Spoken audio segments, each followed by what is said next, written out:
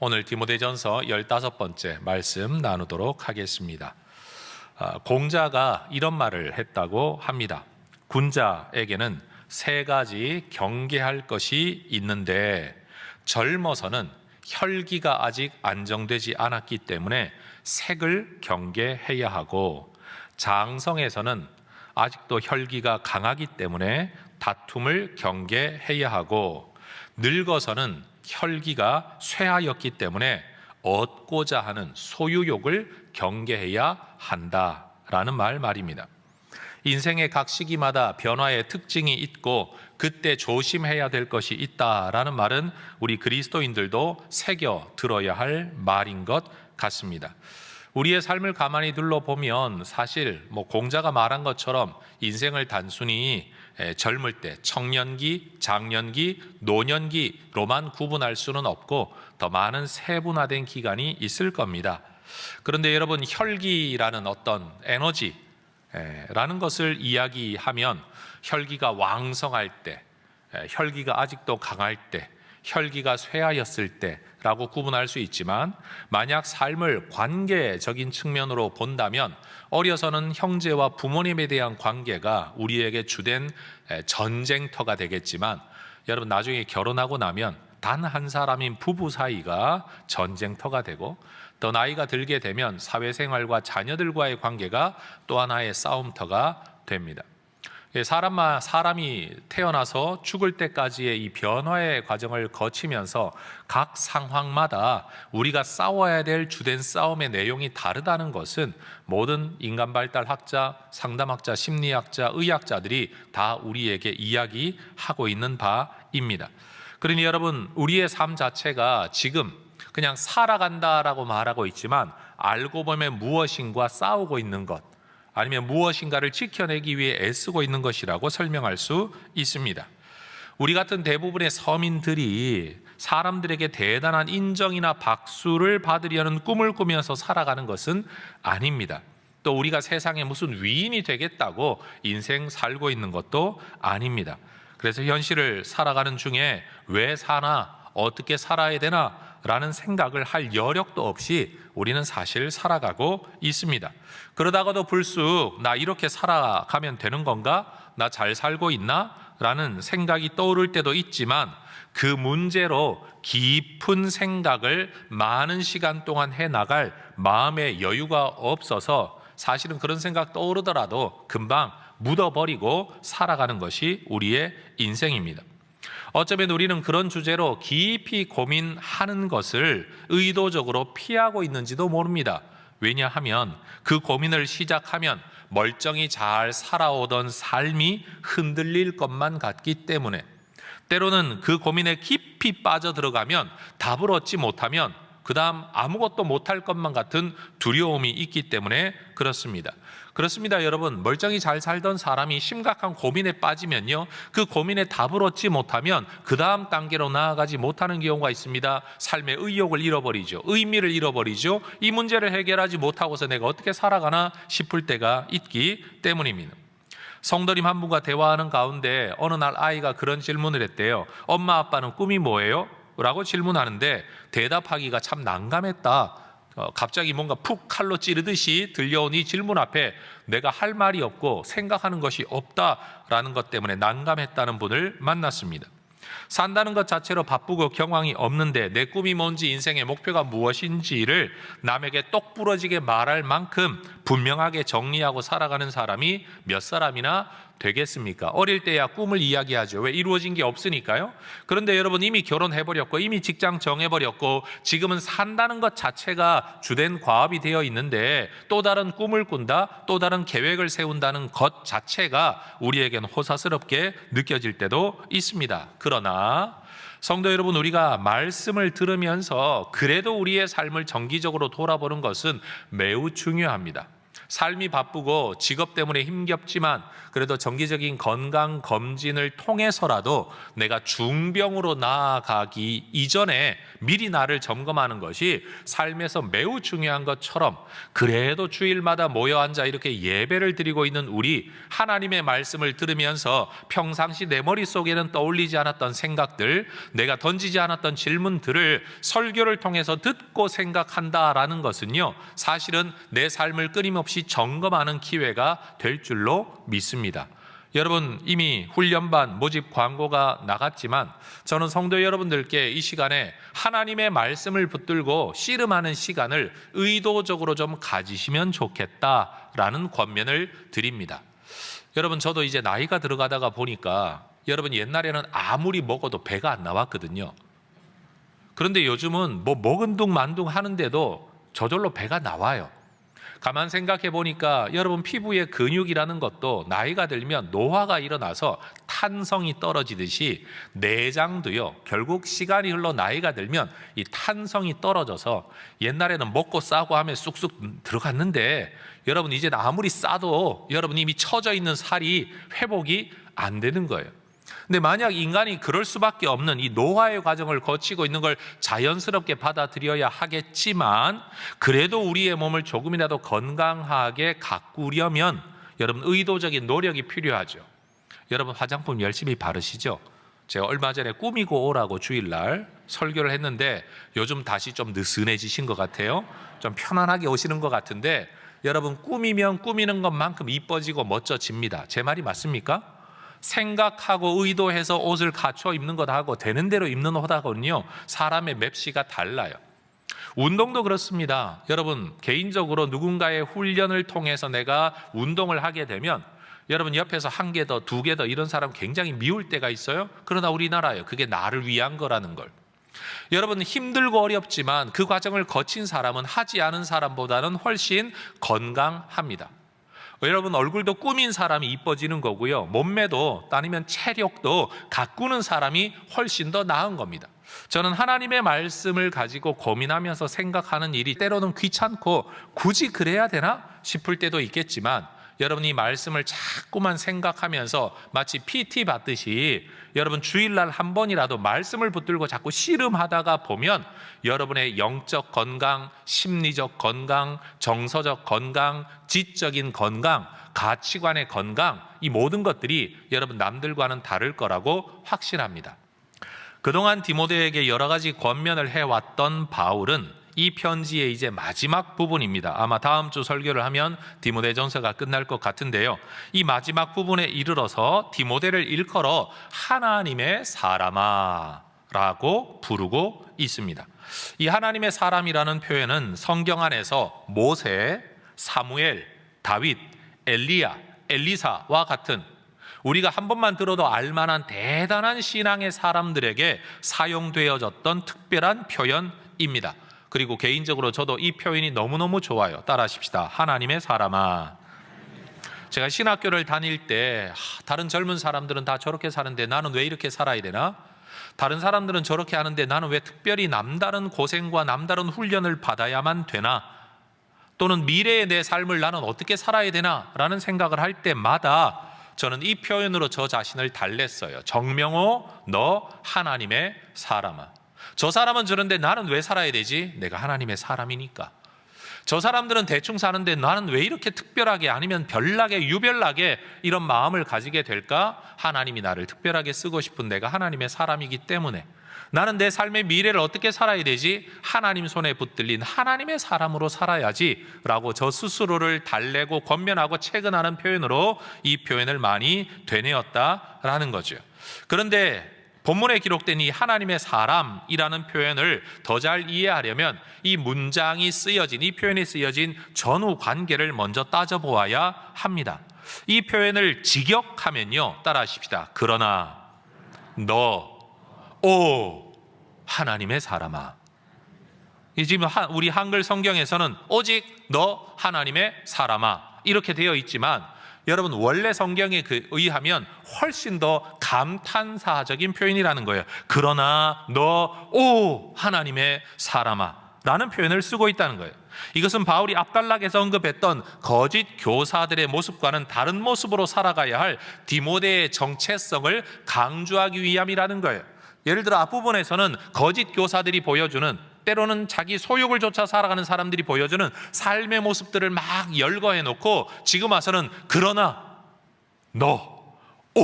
하나님의 사람아, 너는 이렇게 살아야 된다 라고 말을 하면서 앞부분의 부정적인 믿음에서 벗어났던 사람들의 이야기와 이제 믿음으로 살아가야 할 디모데의 모습을 딱 전환 접속해주는 표현으로 사용되고 있다라는 거죠.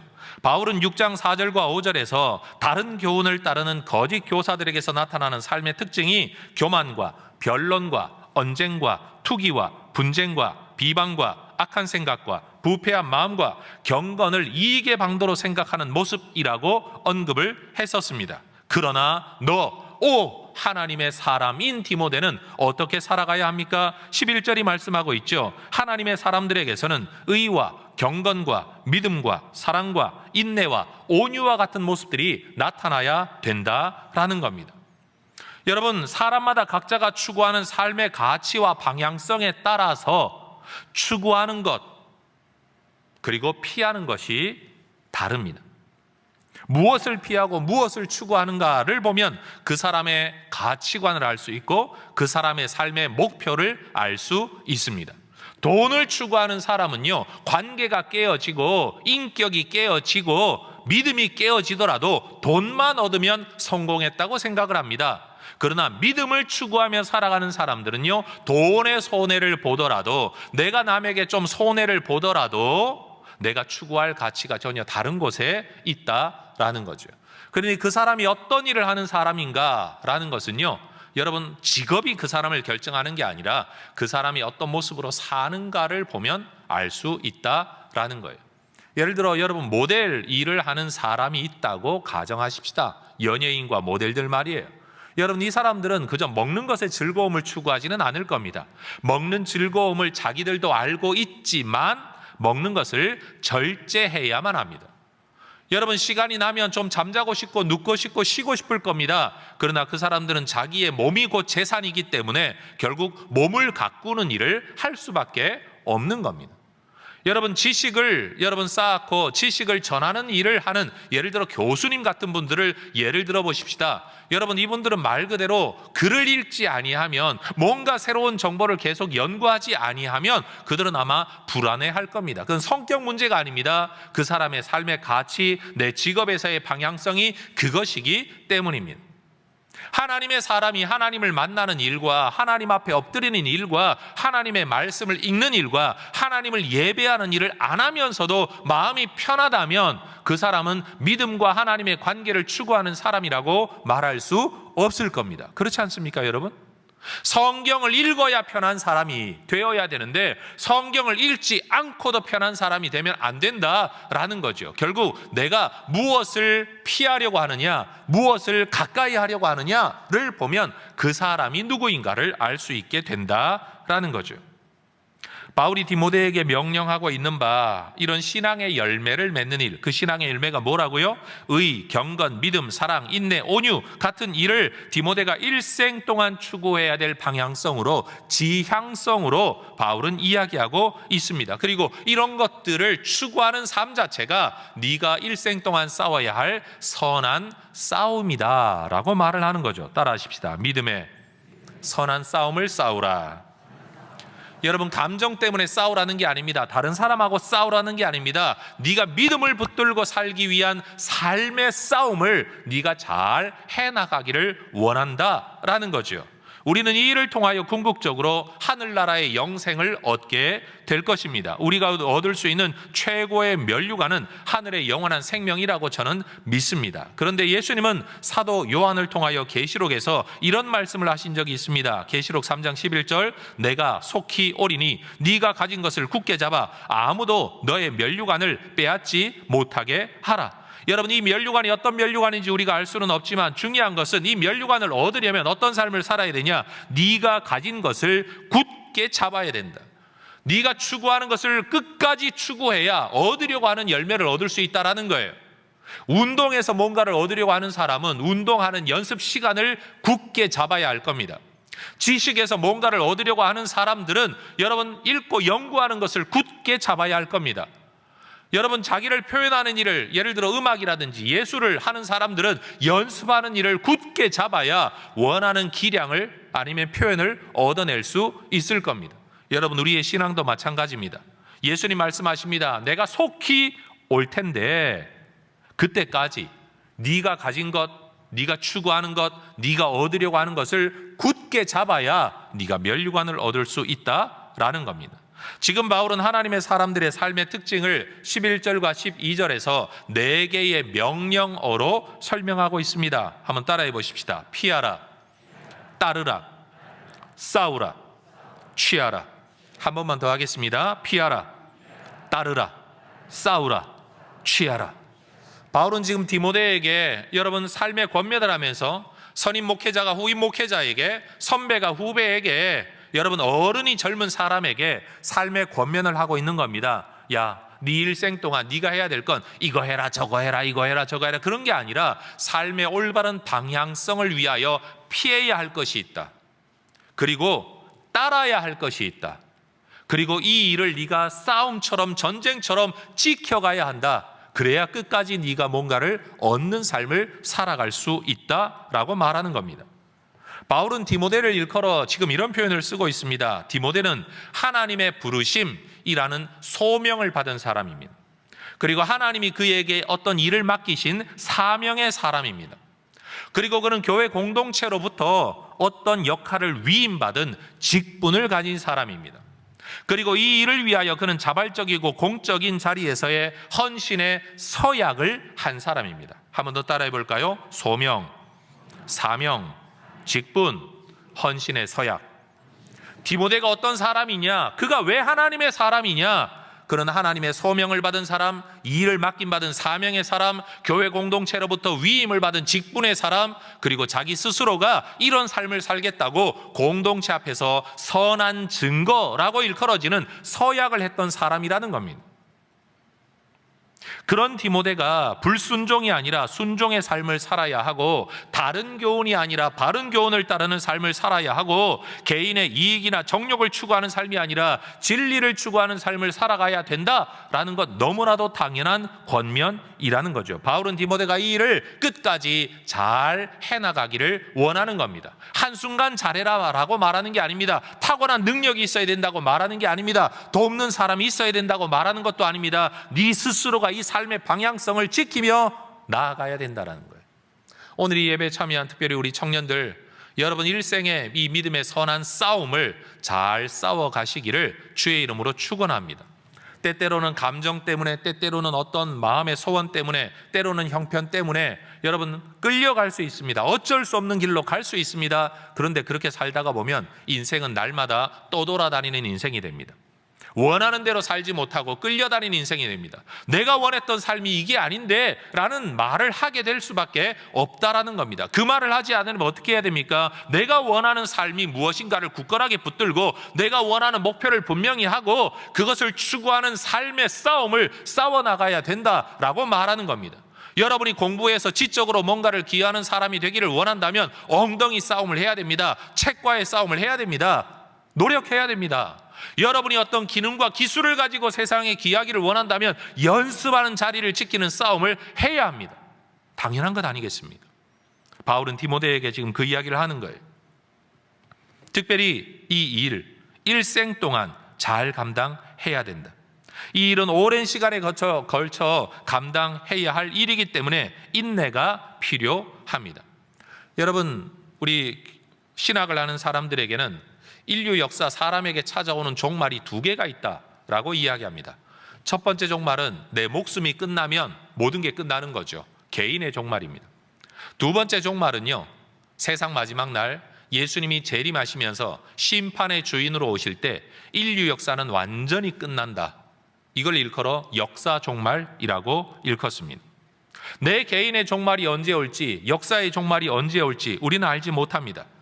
그러나 중요한 건 하나님의 정하신 때가 되면 내 목숨도 끝날 것이고 인류 역사도 끝나게 될 것입니다. 그때 우리가 하나님 앞에 섰을 때 내가 정말로 원하는 것을 얻을 수 있는지, 내가 기대했던 상급을 얻을 수 있는지를 우리는 생각해야 합니다. 오늘 우리도 기약이 이르면 하나님께서 나타내 보이실 그 일, 그리스도의 다시 오심을 기다리면서 천상의 삶을 꿈꾸면서 천상의 상급을 꿈꾸면서 흠도 없고 책망받을 것도 없는 모습으로 살아내기 위해 바울이 디모데에게 권면한 이 내용, 이 삶의 싸움을 우리도 싸워가야 할 것입니다. 계시록 22장 12절에서 예수님께서 사도 요한을 통하여 이런 말씀을 하셨습니다. 보라, 내가 속히 오리니 내가 줄 상이 내게 있어 각 사람에게 그가 행한 대로 갚아 주리라. 내가 속히 온다. 그리고 상이 있다. 그런데 이 상은 누구에게 주어지느냐? 각 사람에게 그가 행한 대로 주어질 것이다. 여러분, 우리의 몸은요, 우리가 먹은 대로 만들어집니다. 제 말이 맞습니까? 동의를 전혀 안 하시네요. 다시 한번 질문해 볼게요. 진실하게 대답해 보세요. 우리의 몸은 우리가 먹은 대로 만들어집니다. 맞습니까? 그리고 우리의 몸은 우리가 가꾼 대로 만들어집니다. 맞습니까? 여러분, 죄송한 표현이지만 한번 진지하게 들어보세요. 누군가와 만나 이야기를 해보면요, 책을 먹은 사람과 먹지 않은 사람은 대화의 수준이 다릅니다. 제 말이 맞습니까? 네. 삶의 가치, 믿음의 가치, 신앙의 가치, 인격의 가치를 생각하며 사는 사람이 뱉어내는 말과 그런 생각 아예 없이 생각나는 대로 떠오르는 대로 감정대로 들은 대로 말을 쏟아내는 사람과는 여러분, 말의 격이 다르다는 거 인정하십니까? 그렇죠. 결국 내가 어떤 삶을 추구하느냐에 따라서 그 사람의 모습이 달라지는 건 너무나도 당연한 현실입니다. 저는 우리 혜성의 모든 가족들이 하나님의 사람으로 발견되고 드러나고 인정받을 수 있는 그런 삶을 살아가시기를 주의 이름으로 축원합니다. 청년 여러분, 여행 가지 마라, 놀지 마라, 제가 이 말을 하고 있는 거 절대 아닙니다. 여행도 갈 수 있습니다. 놀 수도 있습니다. 여러분, 얼마든지 우리의 젊은 때 여러분 우리의 호기심 또는 우리의 행복을 위하여 어떤 삶을 추구할 수 있습니다. 그런데도 그 노는 자리에서도, 놀이의 자리, 취미의 자리, 직장의 자리, 어떤 데이트의 자리, 어떤 자리에서도 내가 하나님의 사람이라는 것이 여러분 드러날 수 있기를 축복합니다. 여러분, 하나님의 사람은 재미없는 사람이냐? 하나님의 사람은 놀지도 않는 사람이냐? 그렇지 않습니다. 바울은 디모데에게 이런 삶을 살아갈 수 있는 근거가 두 가지가 있다라고 말합니다. 그건 바로 예수님의 모범이 있고 하나님이 어떤 하나님인가에 대한 믿음이 우리에게 있기 때문입니다. 누군가가 하나님을 믿는다라고 하더라도요, 그가 어떤 하나님을 만났느냐에 따라서 신앙의 모습이 사람마다 참 많이 다른 것 같습니다. 다메섹으로 가는 길에서 부활하신 예수님, 천상의 예수님을 만난 바울은 그때로부터 삶이 완전히 변해버렸죠. 하나님에 대한 믿음이 그를 랍비로 살게 만들었다면 예수에 대한 믿음이 그를 복음 전도자로 살게 만들었습니다. 믿음이 삶을 결정합니다. 만남이 삶을 결정한 겁니다. 바울이 믿었던 예수님 어떤 분입니까? 오늘 13절에서 이야기를 합니다. 예수님은 그 시대 그 지역 세상 권력의 정점에 있었던 총독이었던 본디오 빌라도 앞에서도 자신의 목숨을 얻으려고 구걸하지 않고 세상의 출세, 세상의 인정, 내 목숨 좀 더 살아가는 것을 추구하지 아니하고 하나님으로부터 주어졌던 사명, 소명과 사명과 직분과 개인의 헌신의 서약을 예수님은 지켜가셨습니다. 선한 증거를 하셨습니다. 이 선한 증거가 편한 증거가 아닙니다. 목숨을 건 증거였습니다. 이 선한 증거가 한다고 박수 받는 일이 아니었습니다. 침뱉음을 당하고 뺨맞음을 당하는 그 증거였습니다. 예수님도 바로 이런 삶을 살았다라는 거예요. 본디오 빌라도는 예수님을 재판하면서 내가 너를 놓을 권한도 있고 십자가에 못 박을 권한도 있다라고 자신의 권세를 강조했습니다. 그러나 예수님은 그런 권세를 가진 사람 앞에서 굴복하여 살 길 찾지 않고 좀 잘 보여서 출세의 길을 찾지 않고 내가 누구인가를 증언하시며 네 말처럼 나는 유대인의 왕이다, 내가 하나님의 아들이라는 것을 분명히 증거하시면서도 그 길 속에 그 정체성을 실천하기 위해 당당하게 십자가에서의 죽음의 길을 받아들이셨습니다. 이것이야말로 하나님으로부터 맡겨진 사명, 믿음의 선한 싸움을 싸우고 하늘 보좌의 영광을 쟁취하셨던 예수님의 모범이라는 겁니다. 또한 우리가 믿는 하나님이 어떤 하나님이십니까? 바울이 믿은 바 그가 섬기는 하나님은 15절과 16절에 나타나 있죠. 복되신 하나님, 유일하신 주권자, 만왕의 왕, 만주의 주, 죽지 않는 분, 인간이 가까이 하지 못할 빛 가운데 거하시는 분, 어떤 사람도 보지 못하였고 볼 수 없는 분, 영원한 존귀와 영광을 받으심이 마땅한 절대적인 초월자라고, 이 하나님이 정말로 주권자라고 고백을 합니다. 요한계시록 19장 16절에서도 하나님에 대한 전형적인 고백이 있습니다. 만왕의 왕이요 만주의 주이신 분, 그분이 예수님, 그분이 하나님이신 겁니다. 천상의 예수의 영광을 경험했던 바울은 그가 남은 생애를 그리스도를 위하여 아낌없이 내어 드렸습니다. 그리고 이 편지를 쓰고 있는 지금도 바울은 기쁨이 아니라면 인내로 지금 이 삶을 살아가고 있습니다. 왜요? 하나님은 살아계시니까요. 그 하나님이 나를 부르셨으니까요. 그 하나님이 내게 맡기신 일을 내가 지금 하고 있으니까요. 괴롭고 힘들더라도 이 일 끝에 내가 얻게 될 면류관이 있을 것을 믿기 때문에, 얻을 상이 있음을 믿기 때문에, 그날에 하나님의 나타나심을 보이실 것을 믿기 때문에 내가 지금 이 삶을 살아가고 있다. 너도 이런 삶을 살기를 원한다 라고 바울이 권면하는 겁니다. 예수님과 바울이 그랬던 것처럼 이 믿음의 길을 걸어갈 수 있는 힘은 어디에서 나오느냐? 하나님에 대한 확신에서 나옵니다. 성도 여러분, 내가 마음에 들지 않는, 또는 실패와 좌절이 눈앞에 맞닥뜨려 깜깜한 절벽이 내 앞에 있다라고 여겨질 때에도 우리의 눈을 떠서 하나님을 봐야 됩니다. 하나님은 살아계시다. 그 하나님 나를 사랑하신다. 그 하나님 내 기도를 듣고 계신다. 내가 원하는 대로 움직이진 않으시지만 나를 사랑하시는 하나님이 나를 위해 일하고 계시다. 이 하나님을 바라볼 때 절대 절망의 순간에도 절대 희망을 품을 수 있는 게 예수 믿는 사람인 줄로 믿습니다. 여러분, 우리는 스데반 집사님의 이야기를 압니다. 사람들에게 여러분 돌에 맞아 죽는데, 여러분 맞아 죽으려면 어느 정도 돌에 맞았을 것 같으세요? 여러분, 지나가는 길 깔아놓은 작은 조약돌 아니면 자갈돌 정도 던져서 사람이 죽을까요? 아닙니다. 엄청난 돌들을 들고 와 스데반에게 던져 여러분 온몸이 피투성이가 되어 죽어갔는데, 여러분 이걸 견딜 사람이 세상에 누가 있습니까? 그런데 바로 그 고통의 순간에 스데반의 눈이 열려 하늘을 바라봅니다. 사도행전 7장 55절과 56절에 보면 하늘을 우러러 주목하여 하나님의 영광을 보았다. 그리고 예수께서 하나님 우편에 서시는 것을 보았다라고 말합니다. 하늘의 영광, 하나님의 영광과 예수님을 바라볼 때 여러분, 하나님이 나를 기다리고 계신다는 것과 내가 증거했던 예수님이 가짜가 아니라는 사실을 하늘의 눈이 열려 보게 될 때 그는 죽음을 감내할 수 있었습니다. 그것도 어금니 깨물고 이를 갈며 죽어간 게 아니라, 주여 저들의 죄를 저들에게 돌리지 마옵소서. 저들은 지금 무슨 일을 하는지 알지 못합니다 라고 용서하며 축복하며 죽어갈 수 있었다라는 겁니다. 이게 믿음입니다.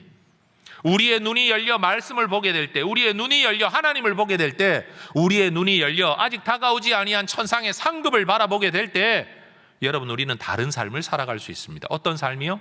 세상의 것이 전부인 줄로 알고 경건마저도 이익의 재료로 삼는 사람들, 내 손에 쟁취하는 소유가 전부인 줄로 아는 삶을 살아가지 않을 수 있게 된다라는 겁니다.